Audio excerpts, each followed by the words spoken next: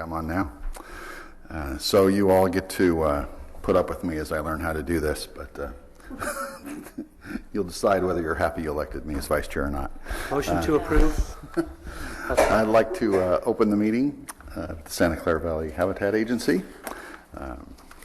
We have a quorum, correct? You don't have to call roll or anything? I'll do a roll call. Okay. Board members Velasco. Here. Calnan.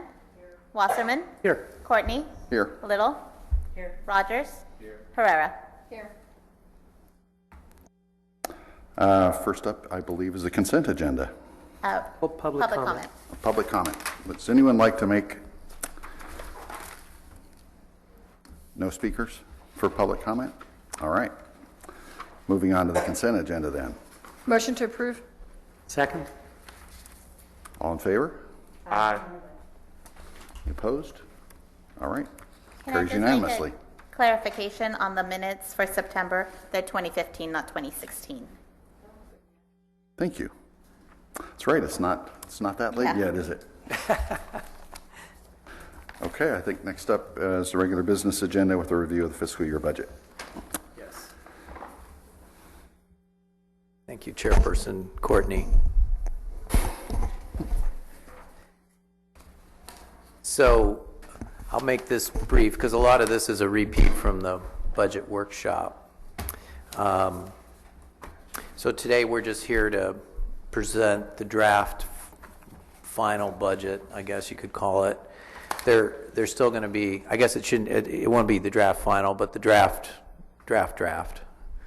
that will be presented with some tweaks to the governing board in June.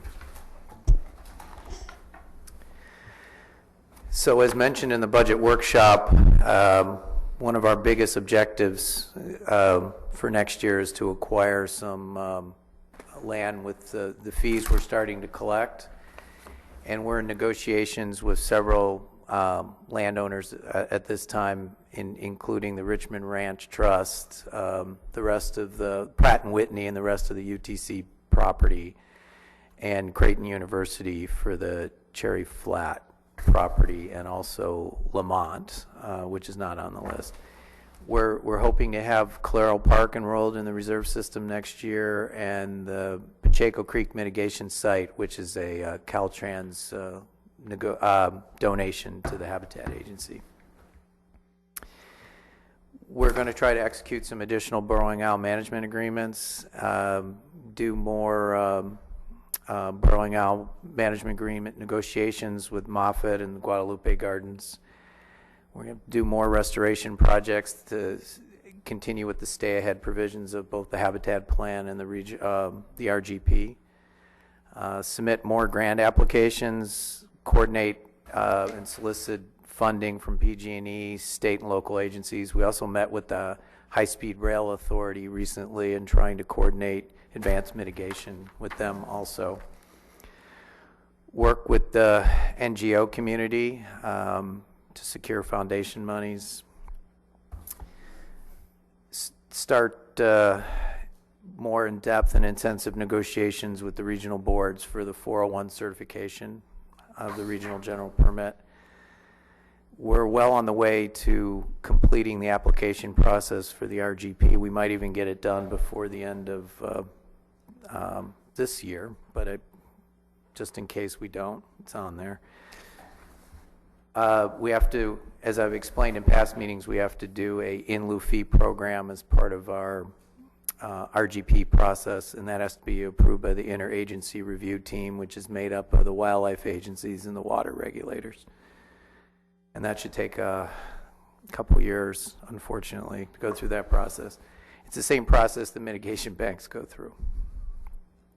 Develop an online interactive species monitoring database. We're negotiating a land management agreement with OSA now for Coyote Ridge, and hopefully we'll have that done early next year. Continue to do species monitoring. We're going to start looking out at 5-year projections for revenues and expenses. Execute an agreement for endowment investment services and management. At the June governing board meeting, Bob Spencer of Urban Economics is going to present some proposals to the board about who to go with, either the National Fish and Wildlife Foundation, which is a entity, sort of a creation of the federal government, or the Silicon Valley Community Foundation. And so there'll be a discussion with the board on what is the best path to take in terms of endowment investment. And then something that we'll be bringing to the governing board is also increasing PSE application fees. So the 16-17 draft budget gives the Habitat Agency the financial resources necessary to accomplish the goals and objectives outlined above. So highlights, proposed budget projects a surplus of $384,995. I'm sure it's going to be to the dollar. So, if fee projections and revenue projections are correct, we will be able to put in $12 million will be allocated for land acquisitions. This is a bold number. Habitat Agency anticipates $8 million in grant awards, so we're saying $2 million in Section 6. That's the federal one specifically for HCPs. And Water District has a grant program where they've allocated $8 million to help the Habitat Agency implement the plan, and we're hoping to get somewhere in the $3 to $4 million range from them.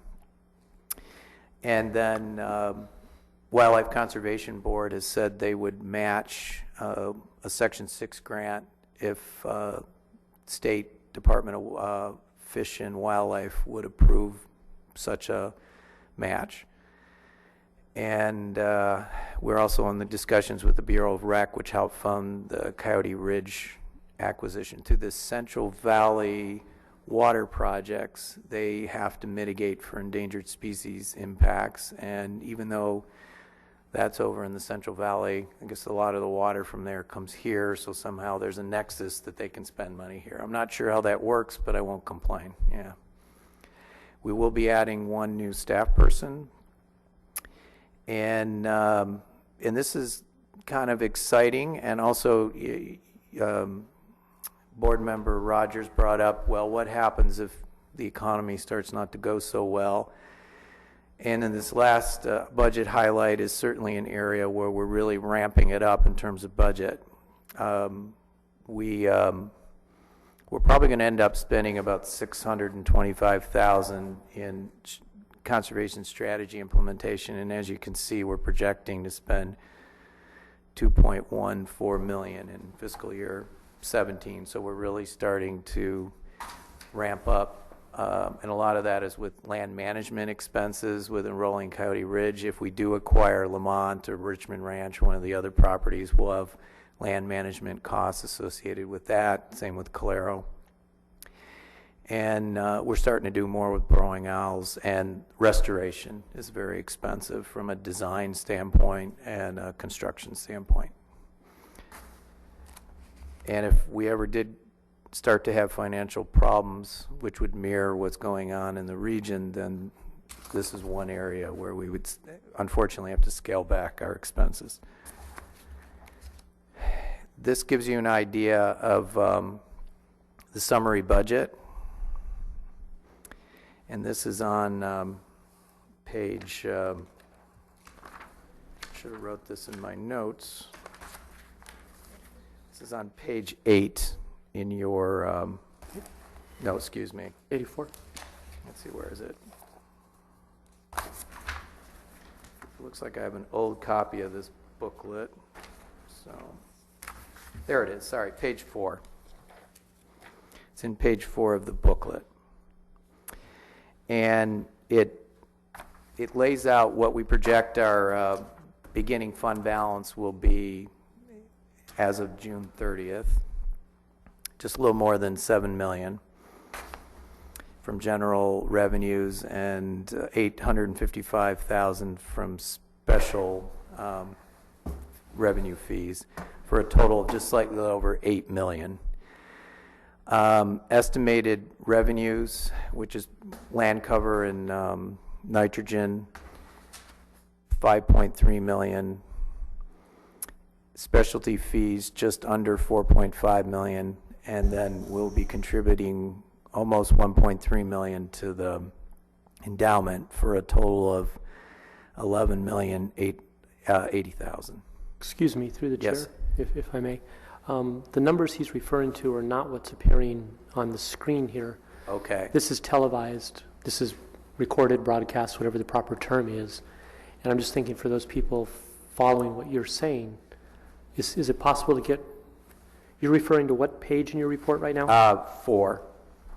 Okay, because what's on the screen now is Oh, page it's page 8, 84. 8 number, sorry, that's 8 for the slide, page 8 for the slide, and it's page 4 in the booklet. So it's the, sorry for the confusion.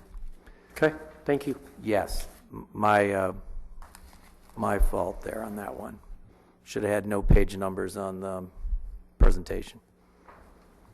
So just again, it's page 4 on the summary budget. It's a summary budget schedule, the operating budget handout. And what's showing on the screen here is slide number 8. Excuse me, through the chair, Rose, that's also 58, 4 of 58. It's about a half dozen pages into, beyond the cover page. Yep. Nothing like having 3-page numbers, huh? 8. Yeah, I'm not seeing any 4s, I'm seeing 50 and Yeah, if you see 58, there's a little 4 right above it. page 58? Yeah. Yeah, 58 looked like what you were talking about. I don't see a 4. That's fine. Okay. So anticipated expenses are just shy of 3.7. We're going to add, Right there. for land acquisition reserve, the general fund will, from land cover fees and other general fund fees, we anticipate putting $8 million into the land acquisition reserve from that and $4 million from the special revenue fees, for a total of $12 million that'll be put in the land acquisition reserve. We're going to add another $400,000 to the rainy day fund, and then you can see that the up in estimated revenues, the 1.284 million for endowment is then shown as a transferred to the endowment fund. So the ending fund balance for June of next year is anticipated to be slightly more than 1.7 million.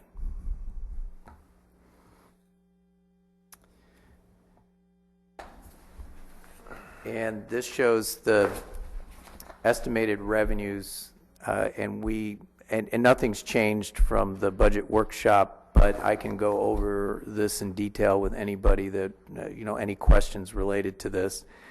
It's showing estimated actual revenues for 15-16, and the reason for the discrepancy is the timing of when some of these private development projects and bridge projects will be coming in. We anticipated they would be coming in this fiscal year. They will be coming in next fiscal year. There's a couple large projects in the city of San Jose that we all thought were going to come in this fiscal year, that they would be pulling their grading permits, but they will not. So those are why our revenue projections are off. We also, the timing of the Section 6 grant changed from submitting an application in November to submitting an application in March, which meant that we would not, I'm being optimistic here, but would not receive a grant for a Section 6 until next fiscal year instead of this fiscal year. So this shows that the revenues we are projecting for mitigation fees, which is the $11,080,000, and then, as I discussed earlier, we're showing anticipating $8 million in grant revenues, which are a wild card because grants are you're gambling that you're going to get them. So total estimated revenues, if you include grants, would be $19,080,000. We feel very comfortable that those the mitigation fee projections are correct based on discussions with the City of San Jose, the Water District, and Morgan Hill on projects that everyone thought was going to come in this year but are coming in next fiscal year. And but the trend we're seeing is that revenues are going to sort of flatten out starting next fiscal year, excuse me, and in the ensuing years we see revenues somewhere in the $3 to $5 million range. So we're having a big bump right now because of the growth in the region, but I do see it flattening out somewhat in the coming years. I have a question. Yes. I'm just looking back and forth from page 4 or 58, whatever we're calling it, and then to the slide.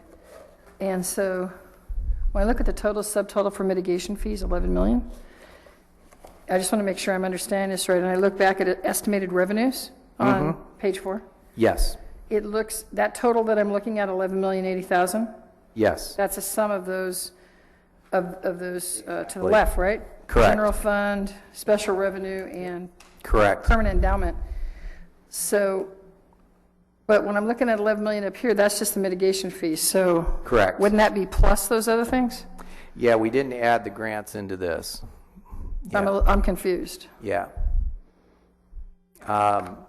We're just looking at what we thought would be mitigation, true revenues as opposed to grant revenues, which we can't anticipate unless we absolutely get the grants.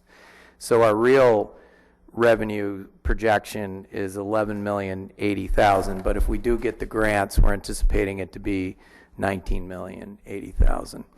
But we won't know if we get the grants until the check's in the mail. No, I totally get this. Yeah. This projected, Yeah. the slide up there, it's, Yeah. I'm trying to, how to reconcile that with the numbers in the bottom page. Okay. It seems like you'd have to add grants onto that 11. Well, they don't add the grants because they're speculative. Yeah. No, but it's, how do you get 11 million here when you Subtotal of all Yep, and 11 million there. the estimated revenues above. Yeah, it's saying endowment, but you're adding endowment and special revenue and all of this, and that's the 11 million. That's why I just asked you, said I'm right, that's what you did. But up here, you're saying the 11 million is just the mitigation fees. we didn't pull out endowment so the endowment would get deposited into an endowment account. So Yes.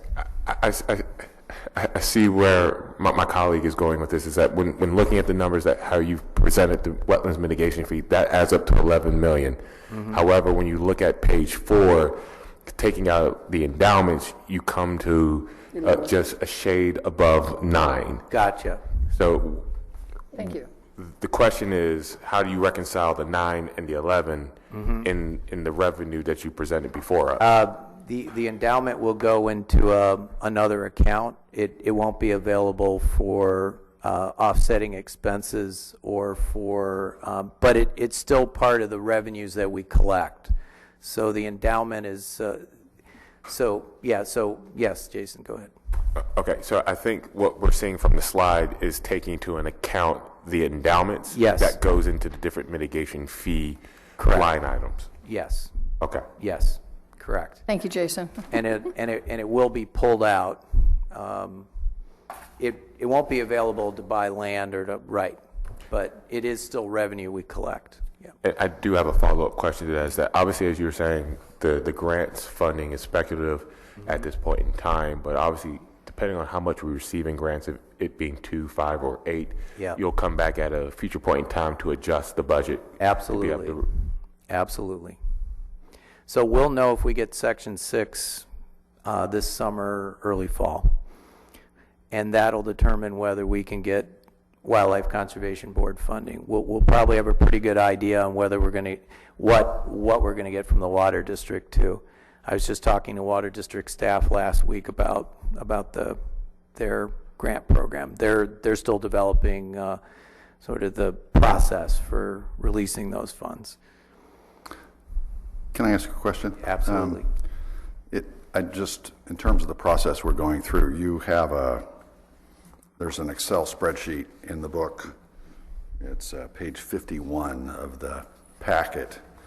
And so the numbers, such as you're showing up here in terms of the total $19 million, that's what you're going to be asking us to approve in the budget.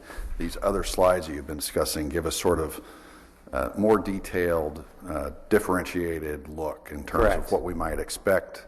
And then can you explain how you would, make sure as we go through the year that as the revenues come in or don't come in, just to make sure we don't wind up, you might have budget authorization for 19 million, but if you don't get it, that Oh, yeah, if we don't get it, we won't be buying any land.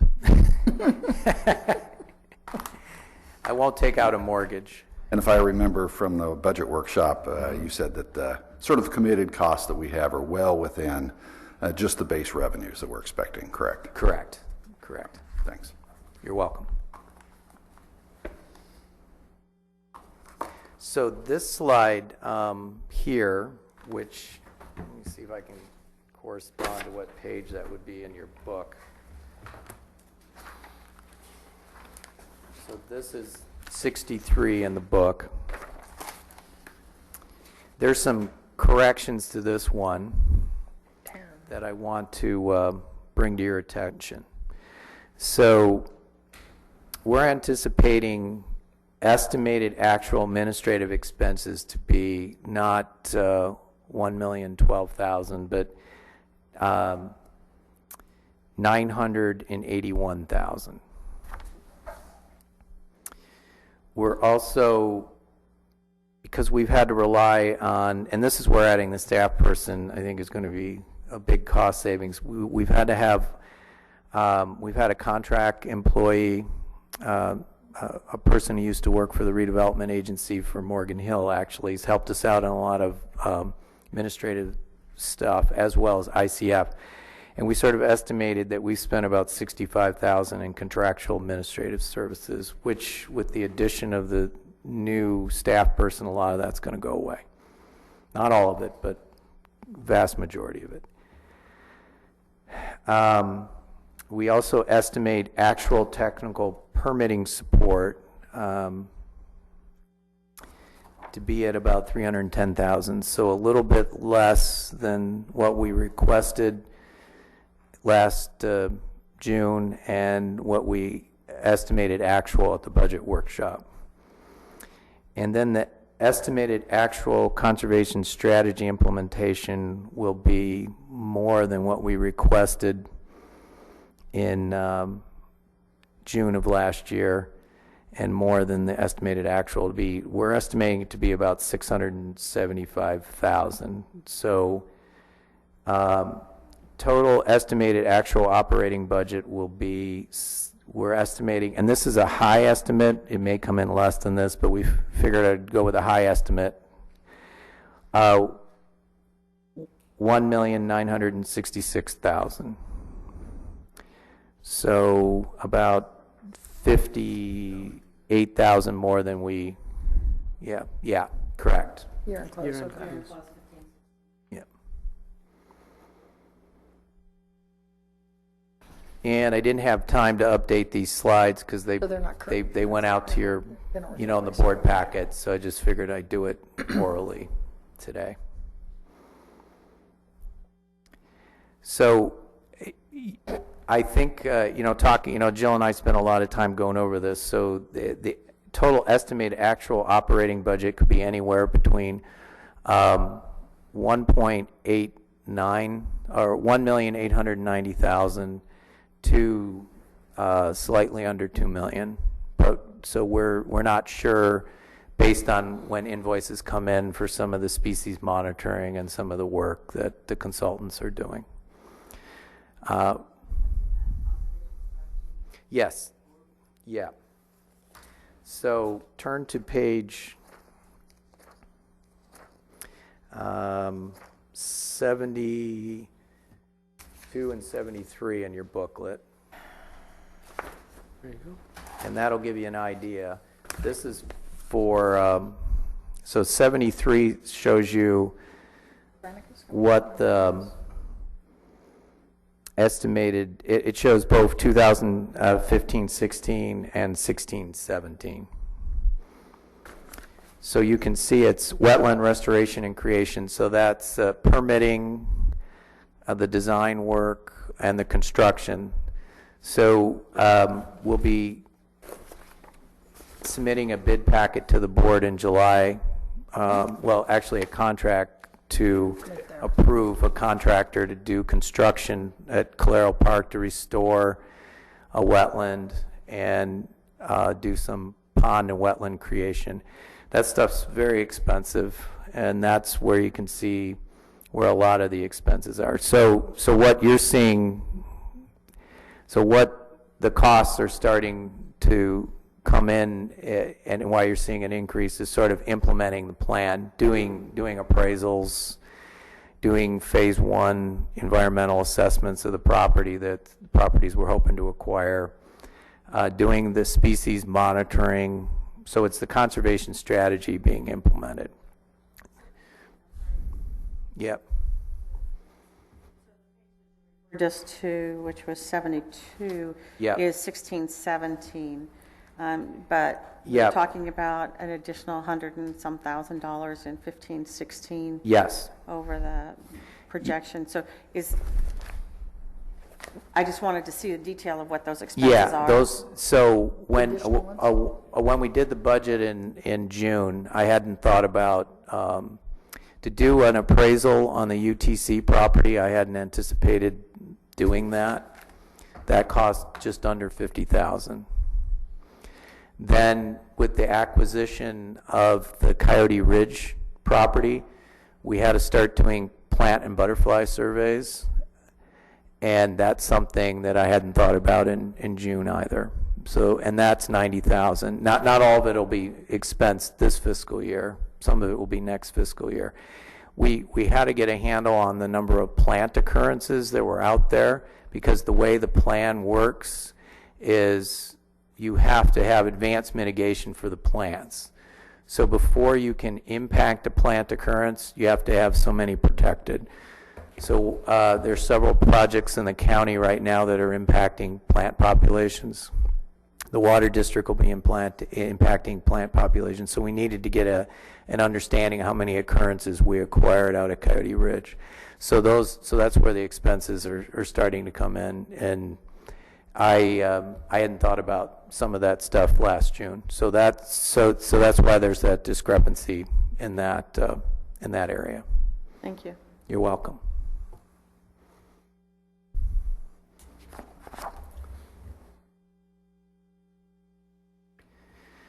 So we believe that the final agency budget will be submitted to it will be submitted to the governing board on June 16th, 2016. Thank you. Yes, Mr. Rogers. I do have just a couple questions about specifically the expenses and particularly the new staff hire. If you could kind of speak to the position of the principal planner. I know that you have a budget request of about approximately $107,000 and a reimbursement for auto of about $4,800, and obviously the medical benefits of that position as well. Kind of, if you could kind of break that down to me as what that role and responsibilities and how that's associated with that individual's salary. Yes. Does that person receive overtime, comp time? Because if there's going to be a lot of interaction with the co-permittees and or special agencies, and them being required to do a lot of off-site work that may take them beyond their scheduled hours, have you budgeted truly enough in for them to be able to? No comp time, no overtime. Yep. And the total salary represents so we get pay in lieu of benefits. So that number includes, the total number would include the benefits. Okay. So the salary is on here at 107, and then the benefits would be 45, and then the car allowance. So I think when you add it all up, it's like a little over, let's see, it's 157. So that's the total amount. Okay. And have you kind of fact checked this across other, obviously, agencies within Santa Clara County to make sure that you're actually able to be competitive for getting the right individual to come into the organization to do the duties, given that you're trying to give additional capacity to yourself and obviously to the principal program manager? Yes, yes. I looked at what the county and the city of Morgan Hill and our friends to the north, the East Contra Costa Conservation Plan, we're paying sort of that senior planner, principal planner level position. Also, I looked at what OSA was paying. And OSA doesn't have that position, but they are advertising for a planning manager now, which does pay a little bit higher than that position, as it should.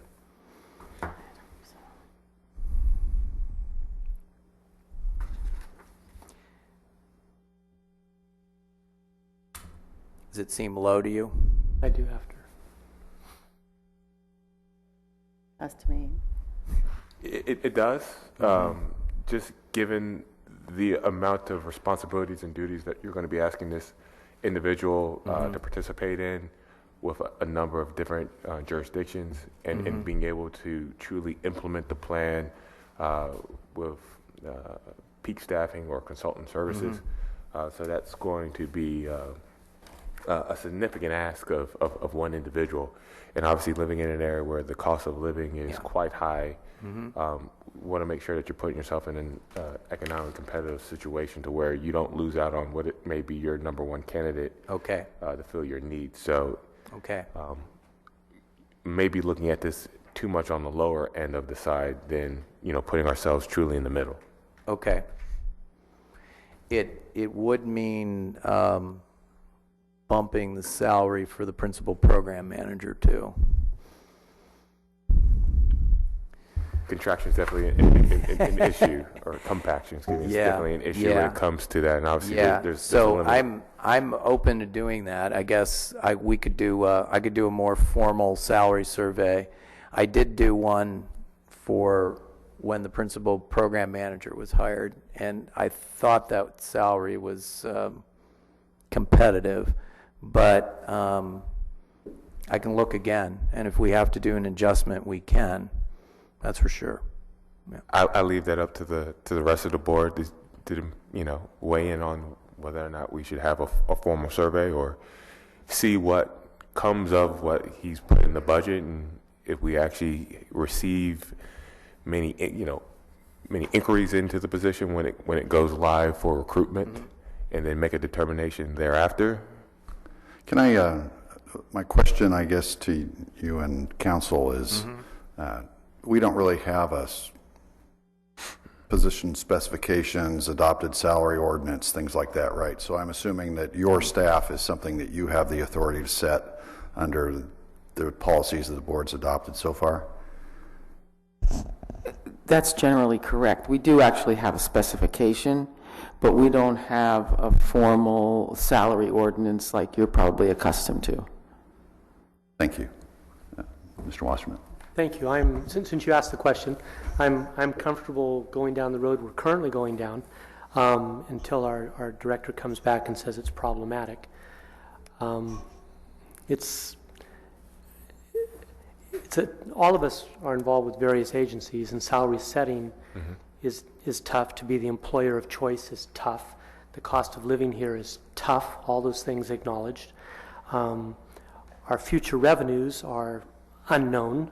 Our future expenses are unknown. This is kind of a startup company that doesn't have any history. They'll find its way. As far as that goes, and getting a person there. I don't think any of us here believe in being penny wise and pound foolish as far as that goes. And so since the question was asked, my opinion would be to give direction to continue down the road you are, and if it's problematic, in finding somebody, that you come back to us requesting additional authorization. I think it's very important now with all the unknowns, the unknown grants. You jump from 11 million, 19 million, 8 of it is unknown grants. That's 40% of the projected revenue is unknown. That's scary. Yes. That's flat out scary. So that's my response to the question asked.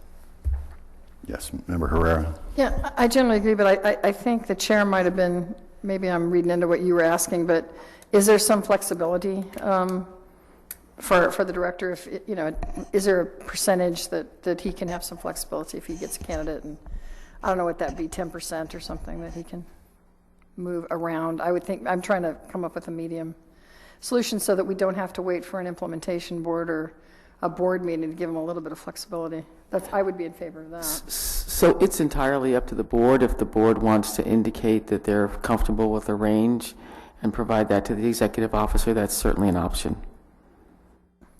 And I'd support a small, small additional. Was that a motion through the chair? Yeah, I move giving him a 10% range, Second. 10% additional. He needs it. And just That's a to pretty just big to range. add, we in the advertisement for the program I just threw it out there if you manager, have another idea. Well, we had a range of 10% is 105 to 125 with the with the job that Tara filled, we had a range of 105 to 125. So and this job is sort of tearing off of that job description. So Compaction's an issue. yeah. You make it a lesser, I just threw that out there. I just threw it at a round number. It doesn't, it wasn't really You don't trying want to necessarily set the number. I'm just saying, give him some kind of range. Pardon? You don't want to get too close to Tara. That position, rather, right? And for the record, none of us can take that job now. I don't know what Tara's salary is, but whatever the next position in this schedule here. Yeah. I just closed my Yeah. budget. What is So that? Leslie, why don't Yeah. you offer up I personally think that we should Yeah. just follow the executive director's recommendation and not be surprised if it comes in low, but I think you ought to go out and see what you can get first. Right. That's how it would be, and I don't think that we should micromanage you within 10% or whatever. I think you can come back and ask for additional authority if you need it, and, we'll work with that. That's just my feeling. Yeah, I'm okay too, but I was actually not thinking micromanage. I was actually giving him some latitude. So I think that, if there is a slightly larger parameter, if we feel comfortable with it, I think that would give him a little flexibility. But Through the chair, a friendly amendment, if I may. Let's just split it and call it 5%. And on this issue, 5% leeway for the executive director. I'll throw that out as a suggestion, and we move on. yeah, I would agree. And then, certainly he should try to go for the number he has right now, but then he knows he has a little flexibility if he finds his perfect candidate and he needs to go a little higher, that's all. Thank you. I do have one more follow-up question. I hate to dominate the time, but a couple questions for you with regards to the land acquisition reserve. Funds can be transferred into but not out of that land acquisition fund. Is that correct? No, we could transfer. So let's say the goal wouldn't be to transfer monies out of there, but given the immediacy of landowners that want us or somebody to buy their land today, it would be expended by the end of the fiscal year, I imagine. Our goal is not to transfer monies out of there. I can't see a scenario where we would unless we were in 2008 all over again. Yeah. The reason why I bring that question is obviously with many municipalities and jurisdictions that we're entering into a tough economic cycle, we're forced to look at how we're appropriating certain funds within our budgeting and developing a strategy that looks at a percentage reduction over time to where we're able to keep our books balanced. So my question is really driving to, do we have a strategy? Do we have a plan in place that, once again, we can't predict the future? The cycle's strong. We hope it remains strong. However, if that does turn on its head, how are we thinking about approaching a balanced budget that still allows for administrative resources and support, still being able to meet the basic goals of the plan and being able to implement the plan simultaneously, so that we're not setting ourselves back to step one in 2012, 2013. Right, yes. So there's nothing restricting us from monies that are, so the endowment, that's That's a lockbox. That's like Social Security. We don't touch that. By the end of, right. What? Yes. Yeah. Probably not. What's it from your lips to God's ears? The Al Gore lockbox, right? Wasn't that it? So, forget what I just said. But the endowment we don't touch. We can't. That's the future of this agency 50 years from now. At the end of next fiscal year, we'll have $1 million in the reserve fund or rainy day fund. But nothing's restricting us from, if we had to, tap into the land acquisition fund. We're only setting that aside for land acquisitions to let you know that's what our priority is for next fiscal year, is to spend the fees that are coming from your respective entities through public and private projects, that we're going to spend it on land, because that's what we're charged to do. But if there was, if we had a couple million in the fund and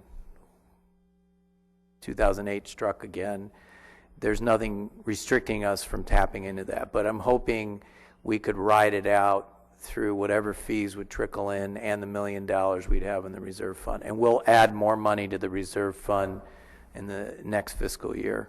Or I should say 2 fiscal years from now. Yeah. Any other questions? Yes. Thank you. So do we have a vote with the motion, the friendly amendment? Where did that finish? I accepted your friendly amendment. Is that just a sub, that's not for the entire approval? It could be, I guess.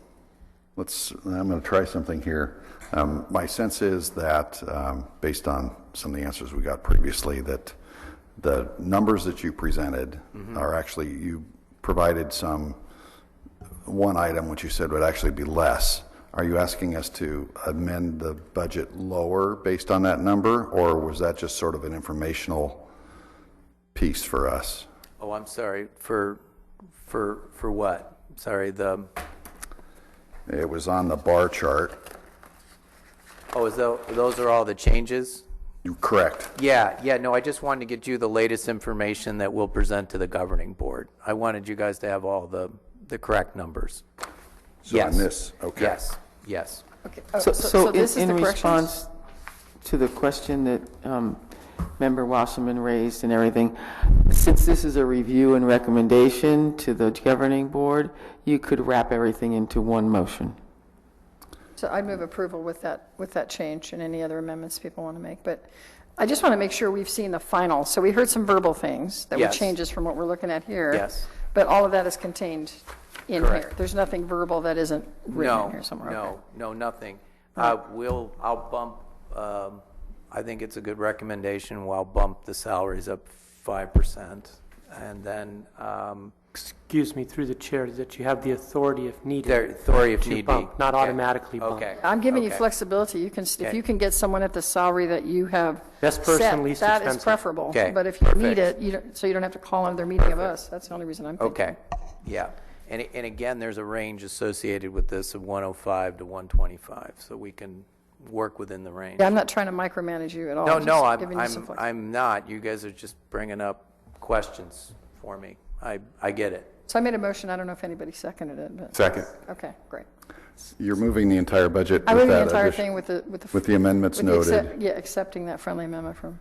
Thank you, and if this is Discussion? discussion, thank you very much. I should have done this probably, fellow members, I apologize, during consent, but since it relates to the budget, I think it's okay too, Madam Attorney. But items 3, 4, and 5, I just wanted for the record, because sometimes people look at this and it's misinterpreted. So just for the record, fellow board members, if you look at item 3 in the first paragraph, the end of the first sentence says, and increase the compensation by $266,000. We're not really increasing any compensation by $266. We're just renewing a new 2-year contract for $266. Then you go to item number 4, and it says increase the compensation by $206. Or renewing. We're not increasing it by 206. We're extending another 2. But when you go to item number 5, and it says increase compensation by 70, it actually is increasing compensation by 70. So just for the record, as long as you agree, Yes, I do. okay, that's the clarification I wanted to make, that items 3 and 4 are not increasing compensation. It's simply a second amendment, if you will, to an existing contract. But item number 5 is in fact increasing increase. compensation over a 2-year period. And I think that's okay because it's part of the budget clarification. Thank you. And all this is going to come back with one set of numbers, and it's all going to be Oh, yeah, put to the governing board, yes, because it is a little Yes. bit confusing. At least yes, and yes. And I apologize for And that wording that was just clarified by Board Member Wasserman, that language will be in here too. I think it should be in the final document. Through the chair, I think that the language for 3 and 4 should be changed, and rather than and increase compensation by, I think it should be and approve a new 2-year contract for. Yes, and the documents, the actual documents are clearer say than that. the Yes. summary. Great. I'm just saying, Okay. anybody watching or looking right now, they're going to say we've increased compensation for some people by 200,000, and we haven't. We've Correct. hired them for 2 more years. It's For a the point actual well documents, taken. it's clarified then. There we go. Thank you. Okay. I'm good. Thank you. Yeah, and I apologize for that. That's a different format than we've used in the past, and it will you will not see it again. Any other discussion on the budget? All in favor? Aye. Aye. Aye. No opposed? Carries unanimously. Thank you. And next up, I think, is your report. Yes. So, just wanted to give you a little update on the RGP. We did a training for co-permittee staff.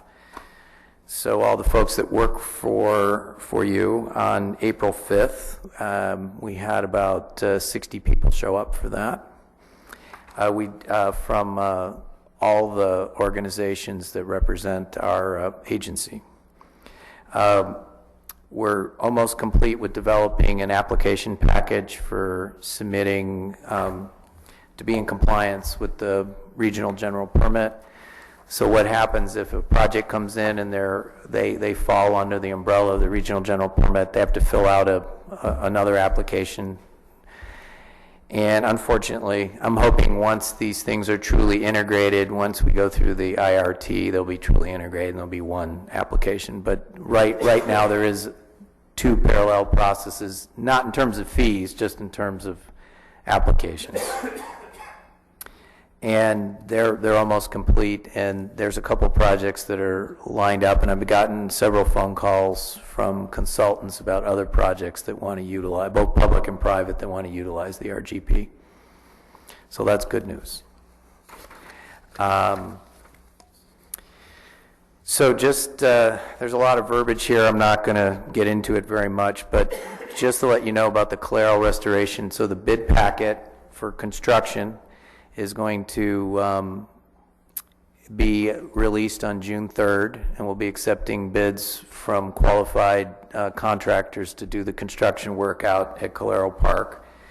And this is to help with the stay-ahead provisions of the plan for wetland impacts. And it also helps with our project proponents with being able to use the regional general permit. The regional general permit requires that you have advanced mitigation to fully start using it. So it's important that we get this constructed this fall, and that's another reason why you see all that money being spent next fiscal year to do a riparian restoration and another wetland restoration project to sort of be able, as projects come in, they won't have to pay for something that's called temporal loss. So those would be additional fees the projects would have to pay, and they will also to be able to fully benefit from the regional general permit. And I bring this up that unfortunately we have to have a board meeting in July. Last year we canceled it. This year we cannot, because and because we have to go to construction in September because of all the, as Jason would know, being a planning manager, there's all the deadlines you have to comply with in terms of regional water quality boards and when you can do work in waters of the state and waters of the U.S. So we will be dewatering these sites in August and starting construction in September.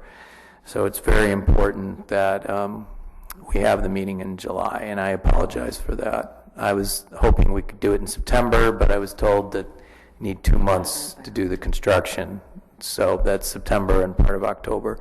So the red letter date, and Ann knows this too, is October 15th. Sometimes you can ask for extensions on projects, and but we'll try not to do that. So that's why I brought this up. Tara, who's preparing the bid packet for us, said, please tell the board we need them in July. So that's why this is on the EO report. And also to let you know that we're doing what we're supposed to do. So I'd like to thank the City of Morgan Hill with the Public Advisory Committee solicitation. They posted it on their webpage and their Facebook page, and we had 5 citizens who expressed interest in serving on the PAC. We received 2 applications. One looks very promising, and we'll be accepting applications through June 30th. And then finally, I want to ask the board's advice on how to proceed with the City of Santa Clara City Place project and the City of Mountain View's North Shore Precision Plan. So we wrote comment letters on both those projects. The Mountain View project was for nitrogen, the impacts that the project would have by generating more trips. So the trip generation increases that that project would engender, and therefore would lead to more nitrogen deposition. So the way they did the factoring of how much nitrogen is deposited on our landscape, around 53% of the nitrogen is generated within the plan area. Therefore, our fees are designed to cover that delta. But 47% are generated outside the plan area, and I forget the exact number, but I think it's 27% of that amount, or 27% of the total comes from the non-participating cities. So the Mountain View CEQA document said that we don't need to do anything about it because the habitat plan is already taking care of the nitrogen problem, but we're only taking care of the amount that's generated within the plan area. So we're they basically said we don't agree with you, as happens a lot in CEQA documents. With the City of Santa Clara and City Place, they did address nitrogen in their that they are going. I don't know if they're going to do it through mitigation that they will initiate, or they'll do like Apple did with the Cupertino project. They'll write a check to us, and then we'll, through the voluntary contribution policy, and then we'll use that money to help manage the serpentine lands. But they are addressing it, but they're not addressing owls. And one of the things we've noticed is that the City of Santa Clara claimed that they did some sort of mitigation in the past for owls, that they bought 44 acres of land to mitigate for owls, and nobody can point to that land. Nobody can say this is the land that we've set aside for owls. They didn't pay into a mitigation bank like a lot of City of San Jose projects did. So they've said we've already done it and go away. So the mayor of Mountain View I met at Ken's Schreiber's retirement party, Pat Shearwalter. So I know I can call her up and talk to her and ask her. But I was just wanting some direction from the board, and if there's any when you all have colleagues in these at these cities, if there's any suggestions you have or any outreach you could do. Could I just ask a question? What does Yes. the CDFW say about that mitigation? They wrote a comment letter about the owls and nitrogen for City Place. I do not know what they did for Mountain View, the Mountain View project. City Place, what I'm thinking about. Yes, yeah. They said they already mitigated to some unknown area, some unknown site Yes, that nobody can prove. Nobody can prove. Or trace back. yes. So CDFW, I'll ask Dave, but it came from, the letter came from Scott, I think, and that was submitted on the, NOI was submitted. yeah, I mean, I don't see how you can, blow off CDFW and us. Yeah. I just don't see how you can do that. Yeah. And I've got a call into the city of Santa Clara has set up a meeting with their staff to find out why they decided to do this. But this can be a closed session discussion too, and how we proceed. But just with any ideas, or if you guys can, if you know the mayor or one of the council members of the city of Santa Clara. I did know the mayor.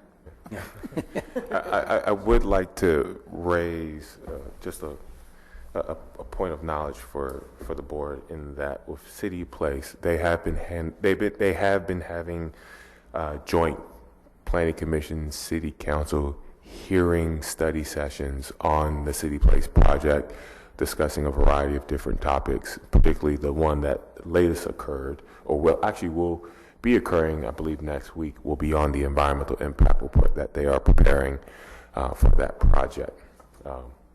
I would suspect by doing study sessions that they are moving forward with their project in a timely manner, given that they've already released their response to comments and their final EIR. So my question would actually be to council, in that I'll say that the writing's on the wall.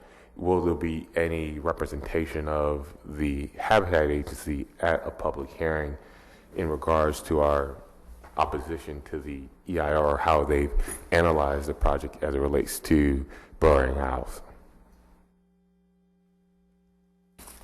So I don't know if the executive director was aware of the timing and the hearings. I was not, but I think between himself, myself, and Tara, we can have some presence at that meeting and see what we can do to address it.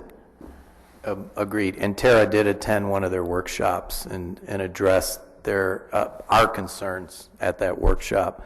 But this particular meeting I was not aware of, no.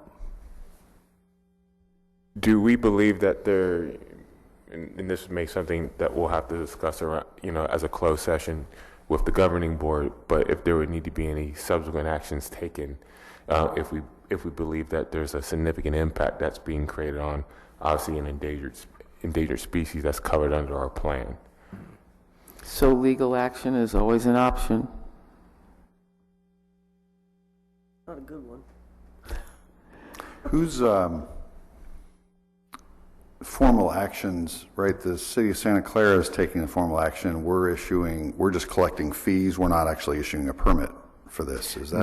No. So our claim is that the project is impacting our ability to implement our conservation strategy. And they agreed on nitrogen. They disagree on owls. Excuse me, through the chair, because they've already done something about owls? Yeah. That's what they're saying? Claiming, yes. Yeah.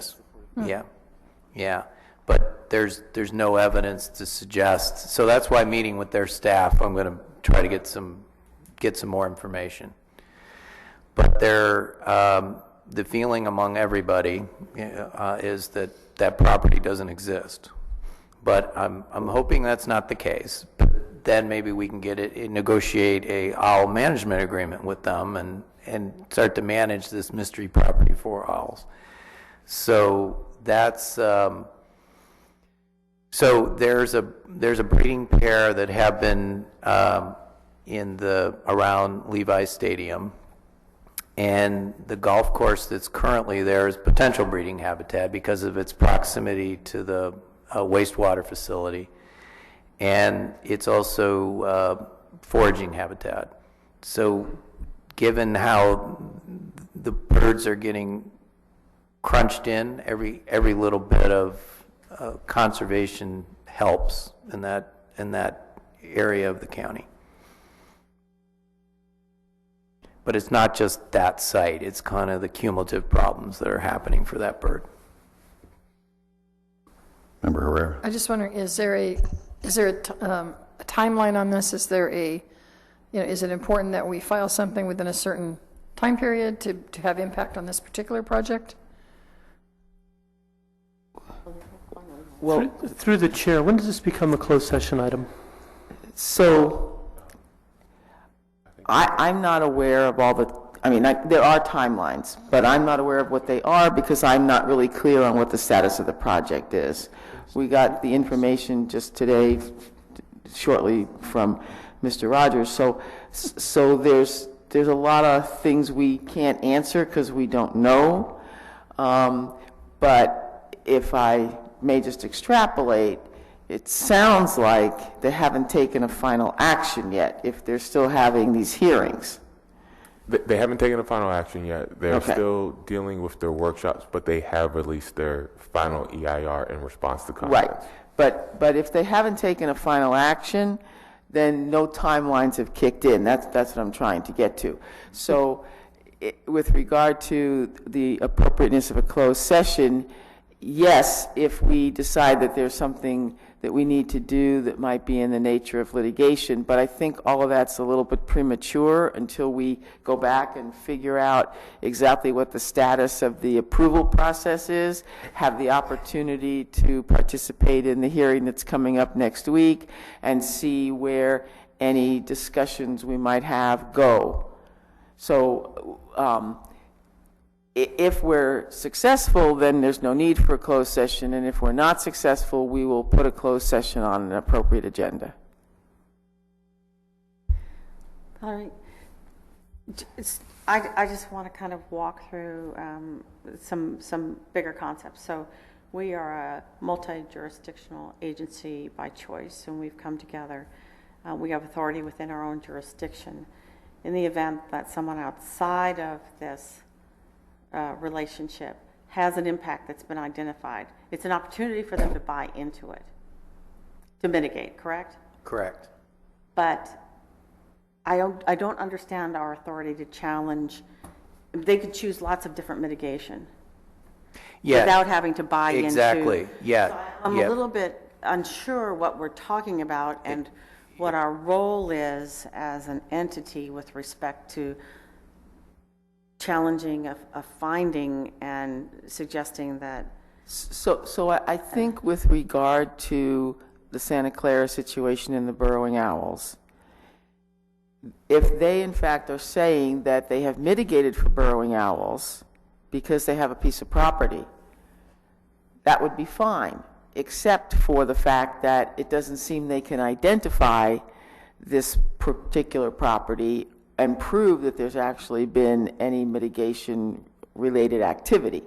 So it's not just, I mean, we have a particular interest because we are focused on the burrowing owls and we have this overall conservation strategy. But any member of the public could say, well, if you have done something with regard to burrowing owls, then you should be able to demonstrate and verify what it is you've done with regard to the burrowing owls. So that, I think, is the point that we're looking at pursuing. And But I'm sorry. Go ahead.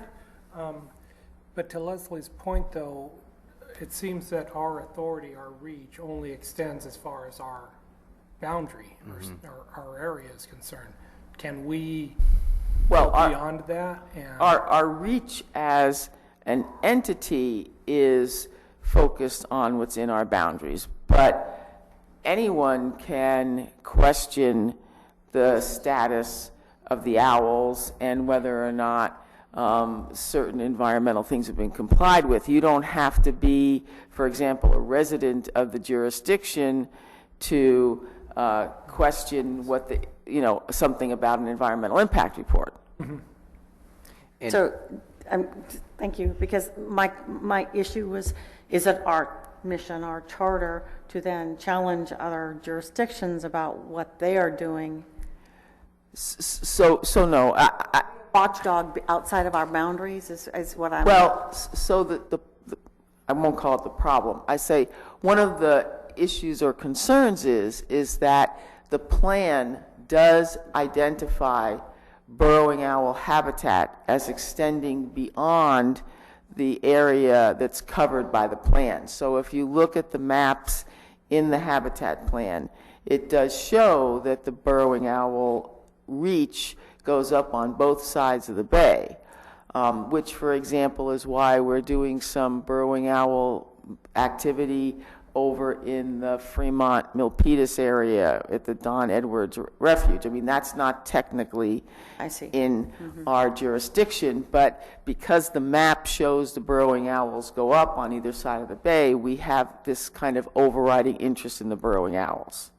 I mean, it's not our desire to be sort of a, watchdog, to use your term. That's not really where we're headed or what our interest is. But the whole burrowing owl process is sort of an integrated process. It doesn't stop at a particular boundary.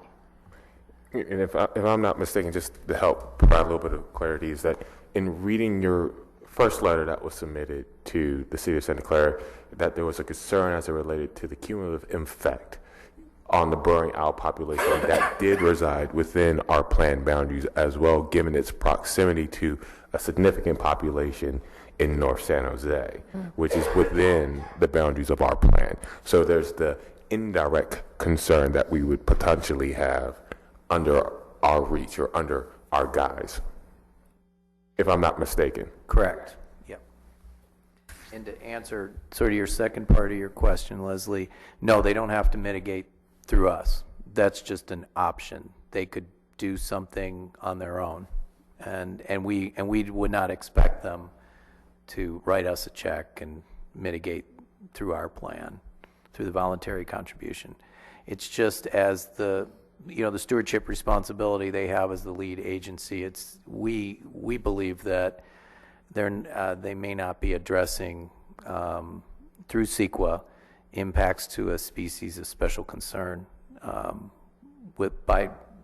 following the spirit of state law. For us, what they do, as Jason eloquently stated, it could indirectly affect our ability to implement the burrowing owl conservation strategy. And if there is a species that may go locally extinct on our watch, it could be the burrowing owl. Rob, just real quick, at least, probably more than 2 years ago, maybe 3 or 4 years ago, a letter was sent from the state to some of these other northern cities. And I think that the intent of the letter was to kind of encourage them to think about a habitat agency, whether wanted to create something on their own or to join us. Has there been any more follow-up or anything like that from the state to these other cities saying, you guys still have impacts that need to get addressed? Not that I'm aware of, yeah. Any other questions on this item or anything else for the executive officer? I think we're supposed to, I'm not sure the proper parliamentary term, recess to the closed session before we adjourn. Is that correct? Perfect. Perfect. Appreciate the discussion. Well, I appreciate your discussion. You guys are, it's good to hear all the,